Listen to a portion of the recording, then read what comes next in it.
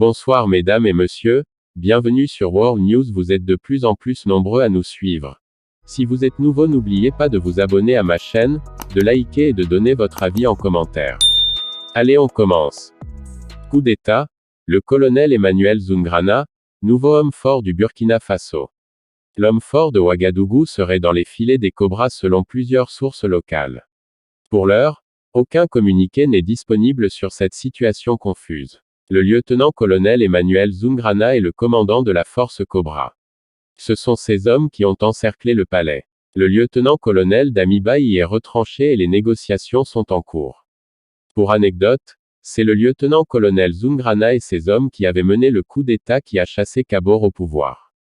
Mais Damiba est monté sur le siège. À Ouaga, la circulation est normale même s'il y a des militaires par endroits. Certains Burkinabés s'impatientent pour entendre le communiqué officiel sur le nouvel futur homme fort du Burkina.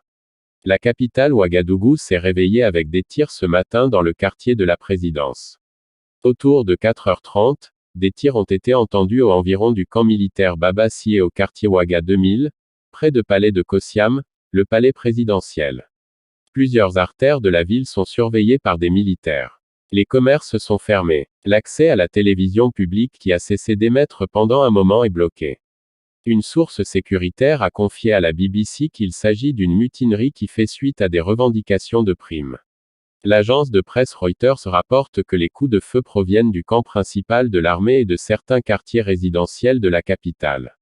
Ce mouvement des militaires burkinabés intervient 8 mois après celui de lieutenant-colonel Paul-Henri Sandaogo Damiba.